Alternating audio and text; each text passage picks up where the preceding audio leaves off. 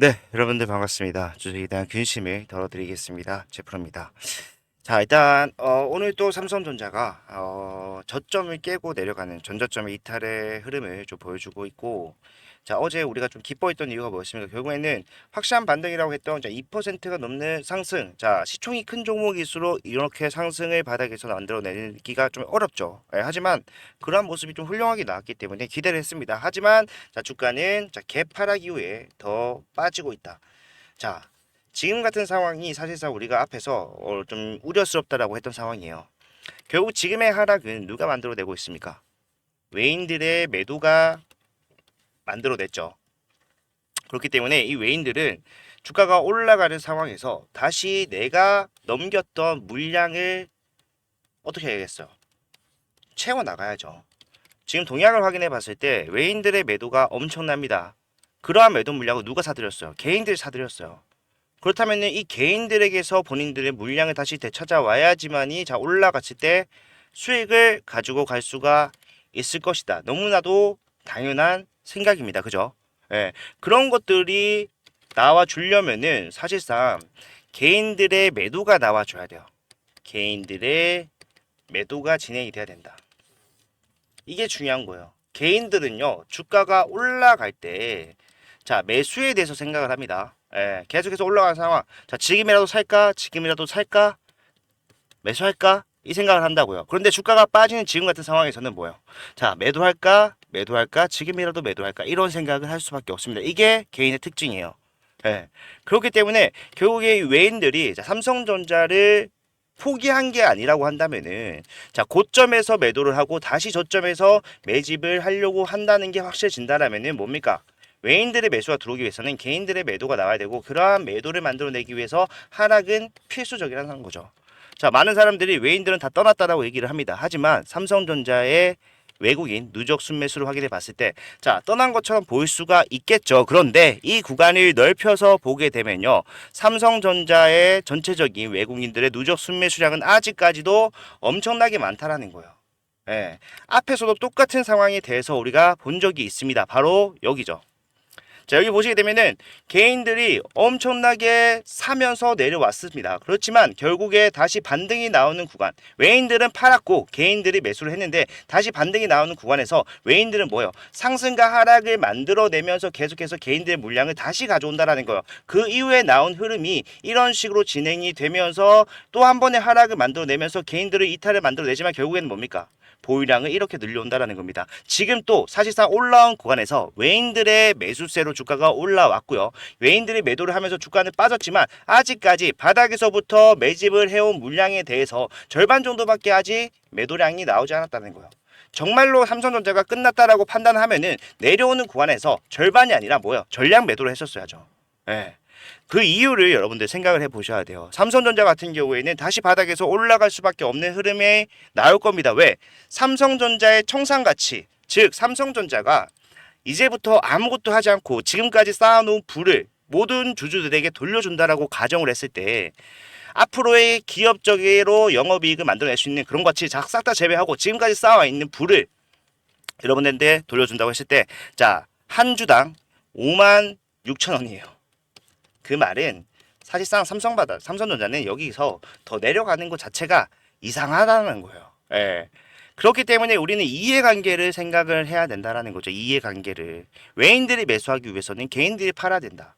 예.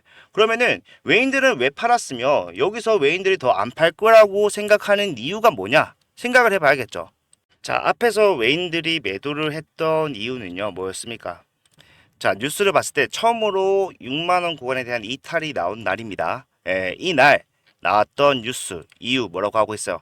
PC와 모바일 수요가 둔화되면서 D램 반도체 실적이 약화될 것이다 라는 것이 삼성전자의 주가를 짓누르고 있다. 즉 이게 외인들의 매도 이유였던 거예요. 이러한 이유로 모건 스탠리와 맥퀘리도 삼성전자의 목표 주가를 대폭 하향하는 모건 스탠리 추석 직후에 30% 목표 주가 하향을 했고요. 10월 2일 날 맥퀘리 같은 경우는 자 반토막 50%에 가까운 목표 주가의 하향을 예상했습니다. 그런 이유가 결국에는 뭐예요? D램 메모리 반도체에 대한 영업이익이 잘 나오지 않을 거라는 우려 때문이었어요. 하지만 그 우려는 예. 잠정 실적이 나오게 되면서 뭐예요? 영업이익 9.1조로 기대를 밑돌았다. 뭐가 됐습니까? 현실이 됐죠. 그런데 이 상황에서 많은 분들이 생각했던 게, 자, 삼성전자 안 그래도 지금 현재 상황이 좋지 않은데 이러한 악재가 또 나오다 보니까 추가적인 하락이 더 나올 것이다 라고 예상했던 것과는 달리 정확하게 삼성전자가 큰 폭의 하락을 멈추고 바닥을 잡는 날이 됐습니다. 거기서부터 추가적인 하락 일부 나오고 있지만 앞에서 나왔던 이유 없이 계속해서 흘러내리던 하락과는 다른 양상을 보여주고 있잖아요. 외인들의 매도가 줄어들었고 개인들은 계속해서 매수를 하고 있지만 그러한 것들이 이제 뭐예요? 중간에서 만나는 지점을 만들어 가고 있다는 겁니다. 바닥을 형성하고 있다는 거예요. 왜? 앞에서 이미 하락으로 지금 이 영업이익에 대한 악재는 적용이 됐다는 거예요. 반대로 우리가 올라가던 구간에 대해서 생각해 보면은 지금 구간에 대한 이해가 확실하게 되실 것 같은데, 자, 앞에서 올라올 때 외인들이 계속해서 매수를 하면서 주가를 올렸던 이 당시에, 자, 왜 올라왔습니까? 삼성전자 2분기 영업이익이 굉장히 잘 나올 것이다 라는 예상치 때문이었죠.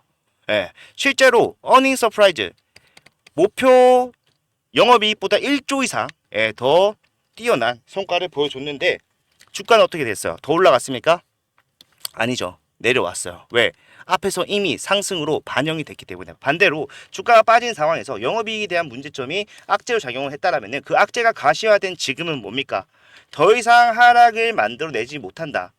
상승 원동력이 다해서 못 올라가는 것처럼 하락도 사실상 이제 악재로 판단이 되지 않기 때문에 이미 결과가 나와 있는 상황이기 때문에 추가적인 하락을 만드는 것이 아니라 지금부터 다시 재료를 쌓아서 올릴 수 있는 흐름이 나와 준다라는 거예요. 지금 현재 삼성전자의 목표 주가는 결과적으로는 굉장히 하향 조정되어 있습니다만은 앞으로 나올 재료들에 인해서 주가가 빠르게 올라가는 흐름 나올 수밖에 없다. 많은 사람들이 HBM3E가 사실상 불발수순 삼성전자가 포기하는 단계에 접어들었다는 소식이 들렸을 때 많이 매도를 했어요. 아직까지도 그러한 매도가 주가 하방에 영향을 미치고 있는 중입니다. 그렇지만 결과적으로 우리가 외인들이 다시 매수를 하는 상황에서는 어제같이 주가가 올라간다는 것 또한 확인을 할 수 있었어요. 뭡니까? 그것 또한 앞에 하락에 포함이 되어 있는 것이다. 자, 우리가 생각을 해야 되는 거예요. 삼성전자가 이제 어떠한 모습을 보여줄 것인가, 어떠한 재료로 주가를 올릴 것인가를 생각을 해야 돼요. 지금 제가 아까 보여드렸던 뉴스를 좀 다시 한번 확인해 보게 되면은, 자, 밑에서 뭐라고 하고 있어요? 영업이익이 시장 기대치에 미치지 못한 것은 아까 외인들이 매도를 하는 이유다라는 거를 우리가 확인할 수 있었던 뉴스에서 말했던 것처럼, 자, 스마트폰과 PC의 판매 부진, 맞아요. 이게 맞다라는 거예요. 그럼으로써 결국 D램의 재고 수준이 12주에서 16주로 증가하면서 출하량도 예상치를 밑돌고 가격 상승이 예상치를 밑돌았기 때문에 영업이익이 잘 나오지 않았다. 이렇게 얘기를 하고 있죠. 자, 이 재고에 대해서 HBM3E로 해소를 하면서 영업이익의 상승을 예상을 했었습니다. 그죠? 그런데 사실상 재고가 계속해서 쌓일 수밖에 없는 거는 이유는 뭡니까? 결국에는 D램을 빠르게 공급할 만한 수요를 찾지 못했다라는 건데, 자, 3E에 결국에는 이 공급을 좀 할 예정이었어요. 원래는. 왜냐하면 HBM이라는 게 이렇게 D램을 쌓아서 만드는 구조입니다. 이게 8개 올라가면 뭐예요? 8단. 이게 12개 올라가면 12단. 이렇게 얘기를 하는 거란 말이에요. 그렇기 때문에 사실상 D램의 재고는 결국 HBM을 엔비디아에 납품함과 동시에 뭐다? 급격하게 소진이 될 것이고, 그렇다면은 주력 DS 부문에서 매출을 담당하는 D램의 가격 또한 재고로서 결정이 되기 때문에 높아질 수밖에 없다. 그런 것들이 삼성전자에게 반영될 수 있는 게 자, HBM4라는 거예요. 자, 이 HBM4는요, 이제 6세대입니다. 5세대 HBM3E를 삼성전자 포기했다라고 해서 HBM4 6세대 고대형 메모리를 포기한 게 아니라는 거예요. 이 HBM4도 마찬가지로 D램을 쌓아서 만드는 구조는 동일하기 때문에 HBM3E가 통과가 되든 HBM4에서 두가를 나타내든 뭡니까? D램에 대한 가격은 어쨌든 올라갈 수밖에 없다라는 거. 삼성전자의 영업이익은 더 높게 나올 수밖에 없다는 거. 사실 삼성전자는요, HBM3E에 사활을 걸지 않았어요. 왜? 후발주자로서 따라가는 흐름을 만들어가는 것이 아니라 나는 과감하게 3E까지는 선두를 포기하겠다. 하지만 HBM4에서는 내가 확실하게 주도권을 잡기 위해서 미리 준비를 하고 있었습니다. 자, 내년부터 양산에 들어가는 6세대 고대형 메모리 시장 경쟁 구도를 확인해 봤을 때 삼성전자와 하이닉스 그리고 TSMC 이렇게 대결 구도가 될 거라고 얘기를 하고 있어요. 왜냐하면은 이 HBM4부터는요, 상산하는 공정도 달라지고요. 만들어지는 이제 공정에 대해서 제조하는 방식도 달라지게 됩니다. 차이를 설명을 좀 간단하게 해드리자면은 원래는 이렇게 기판이 있었고 그 위에 D램을 쌌는데 옆에 뭐가 있었어요? GPU가 있었죠. 자, 그런데 이제는 자 로직 다이라는 거를 만들어야 돼요. 로직 다이를 만들어서 그 위에 D램을 이런 식으로 쌓아 올리는 형태로 갈 거예요. 자, 이게 어려워요. 어렵기 때문에 사실상 삼성전자는 HBM3E 포기를 하면서까지 미리 HBM4에 대해서 로직 다이 제작에 대해서 준비를 하고 있었었는데, 자 하이닉스 같은 경우에는 설계 굉장히 잘하죠. 팹리스 1등 기업입니다. 글로벌에서 1등을 차지할 수 있는 기업이에요. 그렇지만 결과적으로는 자 파운드리 쪽에서 이 공정을 소화할 만한 캐파를 아직까지는 갖추지 못했어요. 예. 그와 반대로 TSMC 마찬가지로 파운드리는 최고죠. 엄청나게 잘하죠. 하지만 이 팹리스 관련해가지고 로직 다이를 설계하고 위에 D램을 쌓는 구조에 대한 설계를 만족할 만한 실력이 없습니다. 그거 둘 다 되는 거는요. 뭐요? 삼성전자라는 거예요. 예. 지금 밑에 보시게 되면은 삼성전자는 종합반도체 기업으로서의 강점을 활용한다. HBM을 담당하는 메모리 사업부와 최첨단 공정에 능한 파운드리 사업부가 협력을 해서 시너지를 내기로 결정하고 혼자 설계하고 혼자 만들 수 있는 전체적으로 완성품을 만들어낼 수 있는 기술을 갖추겠다라고 얘기를 하는 건데, 자, 그 첫 프로젝트가 뭐예요? 4나노미터 공정을 활용한 로직 다이 제작이다. 로직 다이는 HBM4에 들어가는 것이고, 일단 이거를 7월부터 준비를 해왔다라는 거. 그 전부터 HBM3E에 들어가는 7나노, 8나노 공정을 건너뛰고 4나노로 선택했다는 것부터가 뭐예요? 3E보다는 내가 동일선상에서 출발할 수 있는 HBM4에 사활을 걸겠다라고 얘기하는 것과 마찬가지라는 거예요. 예. 그렇기 때문에 HBM 역전을 위한 승부수다라고 얘기를 했고, 자 삼성전자는 안정 대신 도전을 선택을 했다라고 이야기를 하고 있는 겁니다. 자, 이 4나노는요 굉장히 까다로운 공정이에요. 난이도도 당연히 더 높고요. 비용도 기존의 공정 7나노, 8나노보다 2배가 넘습니다. 하지만 고성능 저전력 칩을 만들 수 있다는 장점도 확실하다. 자, 많은 분들이 이 과정에 대해서 잘하고 있네라고 생각을 하시지만, 자 AI 거품론에 대해서 걱정을 안 할 수는 없다라고 생각을 해요. 왜? 결국에는 아무리 삼성전자가 확실한 기술력을 확보를 한다고 하더라도 이 AI에 대한 수요가 전체적으로 줄어들게 됐을 때, 자 영업이익의 상승은 불가능하겠죠. HBM4가 잘 안 팔리게 됐을 때 D램의 재고 또한 다시 늘어날 겁니다. 그런데 우리가 하나 확실하게 알고 있는 건 뭐예요? 자, 이 HBM4 결국에는 엔비디아에 납품하는 게 가장 비율이 클 거란 말이에요. 그럼 이 엔비디아가 지금 현재 어떤 식으로 진행이 되고 있느냐 생각을 해봤을 때, 자 이 엔비디아 블랙에이라는 차세대 HBM을 만들어냈습니다. 그죠? 그런데 이게 아직까지 판매가 정상적으로 된 적이 없어요. 그런데 중요한 거는 자 생산도 확실하게 되지 않은 물량에 대해서 25년 뒤까지 자 솔더 품절이라는 거예요.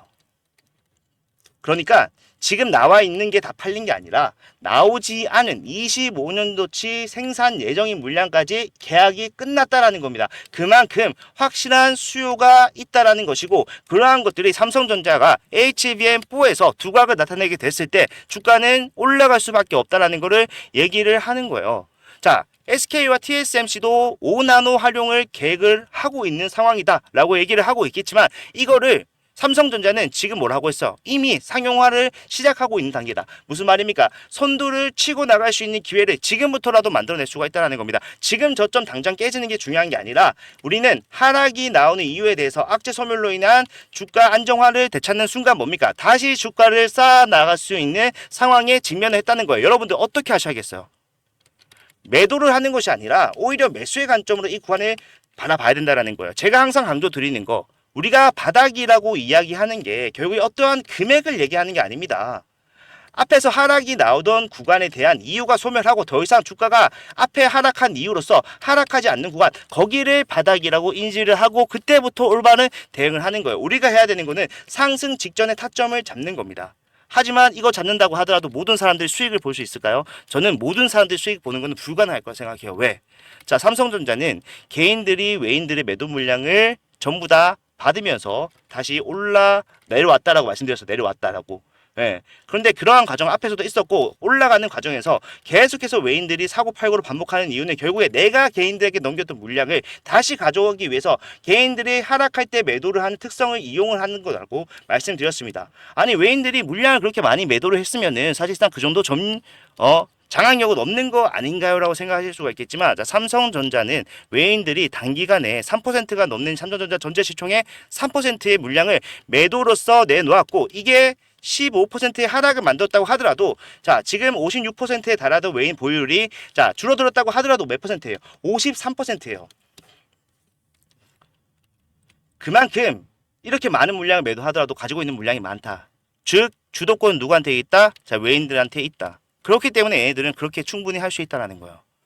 올라간다라면 왜 매도를 할까 생각해야 하겠지만 올라가니까 매도를 통해서 개인들의 이탈 그리고 내가 위에서 매도했던 물량까지 플러스 알파적으로 더 많이 매집을 하면서 주가가 올라가는 메커니즘으로 진행이 될 거라는 거예요. 그래서 저는 단순히 우리가 타점 하나 딱 잡고 기다리는 것이 아니라 자 앞에서도 확실한 상승이 나오는 구간에서 자 멀리서 봤을 때 이게 상승이 모를 수도 아니 상승이 나오는 건지 모를 수도 있다라고 말씀드렸던 게 자 천천히 올라갑니다. 하지만 이 상승 20%가 넘는 상승이고요. 내려갑니다. 10% 가까운 하락이 나와요. 하지만 다시 올라가는 흐름. 결국 N자형 파동을 계속해서 그리면서 추세적인 상승을 만들어 낼 것이다. 이게 우리가 앞으로 직면하게 될 삼성전자의 모습이고 이러한 구간이 반복된다는 걸 알았을 때 우리가 해야 되는 건 뭐예요? 정확하게 반등하는 지점 찾고요. 거기서 매수합니다. 추가적인 매수를 통해서 여러분 평단을 낮춰요. 그리고 올라가는 흐름을 이용해서 뭐 해야 됩니까?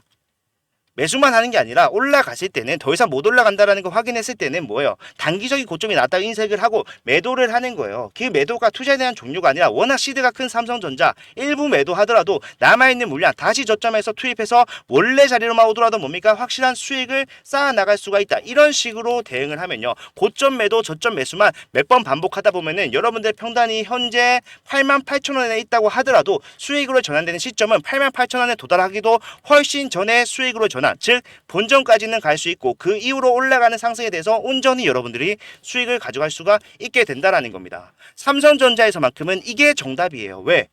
추세적으로 올라가고 추세적으로 하락을 하기 때문에 이 텀이 길 수는 있겠지만 여러분들 시드가 큰 만큼 그만큼 확선적인 수익을 계속해서 쌓아 나갈 수 있다라면은 여러분들이 원하는 정말로 수익을 챙겨갈 수 있는 유일한 종목이라고 말할 수 있는 상황이기 때문에 여기서 가장 중요한 거는 어디서 매수를 해야 되는가, 그죠? 또는 어디서 매도를 해야 되는가 이런 것들을 여러분들이 정확하게 캐치하기가 힘들다. 그것 때문에 좀 꺼려지실 것 같은데 그러한 부분들은 제가 영상으로 계속해서 설명해 드리면서 타점을 잡아드리고 있습니다. 실제로 지금 뉴스에서 삼성전자가 큰일 났다라고 얘기를 하지만 주가가 올라가던 당시에 뭐라고 했습니까? 13만 전자 14만 전자 간다라고 입에 침이 튀기도록 얘기하던 게 뭐예요? 뉴스였어요. 그래서 제가 그 당시에 여러분들께 말씀드렸던 게 뭐였어요? 자, 그 당시에 최프로라고 검색했을 때 나오는 영상의 첫 번째 뭐였습니까? 자, 지금부터 분할 매도해야 됩니다. 뉴스 보고 대응하면 늦다. 저라면은 여기서 매도합니다. 왜?